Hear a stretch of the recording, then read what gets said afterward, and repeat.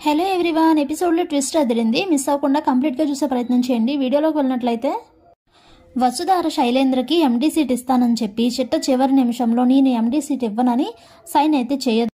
అప్పుడే దేవయాని గోలగోల చేస్తూ ఉంటుంది. ఇదేంటి చిట్ట చివరి నిమిషంలో ఇలా చేసావు, అయినా మా అబ్బాయిని ఎండీని చేస్తే ఏమవుతుంది అని అడిగితే రిషి సార్ వచ్చాక తన సమక్షంలో ఎండీని అయితే బాగుంటుందని మీ అబ్బాయే ఇందాకన్నారు కదా మేడం, అందుకే రిషి సార్ వచ్చిన తర్వాత ఈ ఫైల్ పైన సైన్ చేసి తన్ని ఎండీని చేస్తాను, మీటింగ్ ఈజ్ ఓవర్ అని చెప్పి అక్కడి నుంచి వెళ్ళిపోతుంది వసుధార. ఇక శైలేంద్ర చాలా ఆవేశంగా వసుధార దగ్గరికి అయితే వస్తాడు. ఏంటిది వసుధార, మనం మాట్లాడుకున్నదేంటి, నువ్వు చేసింది ఏంటి, రిషి ప్రాణాలు తీసేస్తానన్నా కూడా నువ్వు ఎండీ సీట్ అప్పగించలేదంటే నీకు ఎంత ధైర్యం అసలు, ఇంతవరకు వచ్చిన తర్వాత కూడా నేను ఇంకా ఊరుకుంటే అది అస్సలు కరెక్ట్ కాదు. నేను ఒక్క ఫోన్ కొట్టానంటే రిషి ప్రాణాలు గాల్లో కలిసిపోతాయి అని అంటే అంతకంటే ముందు నీ ప్రాణాలు పోతాయి అంటుంది వసుధార.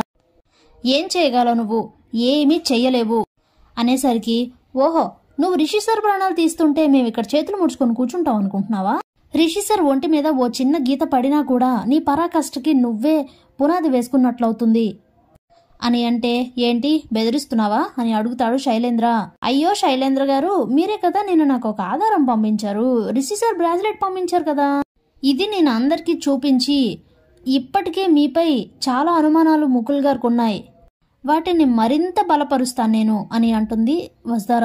అబచ్చా నువ్వు ఒక మాట చెప్పగానే అందరూ నమ్మేస్తారనుకుంటున్నావా అని శైలేంద్ర మాట చెప్తే నమ్మకపోవచ్చు సార్, కానీ పక్కా ఆధారాలు చూపిస్తే నమ్ముతారు కదా అని అంటుంది వసు. ఆధారాలా ఏంటవి అని అడిగితే వసు దగ్గరున్న వీడియో ఓపెన్ చేసి చూపిస్తుంది శైలేంద్ర. అది చూడగానే నోట మాట పడిపోయి స్టన్ అయిపోతాడు శైలేంద్ర. అది రిషి బ్రేస్లెట్ పంపించిన తర్వాత నిన్న వాళ్ళిద్దరూ కలిసి మాట్లాడుకున్నారు కదా, ఆ వీడియో అన్నమాట. అప్పుడే వసుధార జరిగిందంతా గుర్తు చేసుకుంటుంది.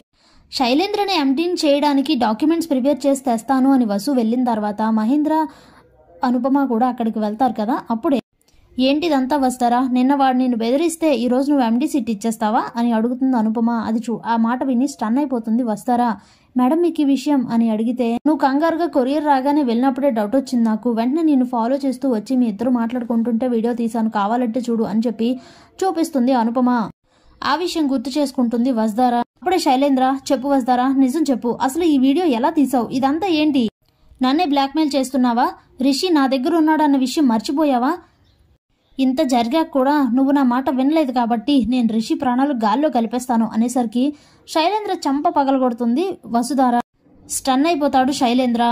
అప్పుడే వసుధార 2 రోజులు, నీకు 2 రోజులు గడువు, ఈలోగా రిషి సార్ని ఇంటికి తీసుకొచ్చావా సరాసరి, లేదంటే ఈ ఆధారాలన్నీ ముకుల్ గారి దగ్గరికి వెళ్తాయి, ఆ తర్వాత నీ ఇష్టం అని చెప్పి వసు అయితే అక్కడి నుంచి వెళ్ళిపోతుంది. స్టన్ అయిపోతాడు శైలేంద్ర.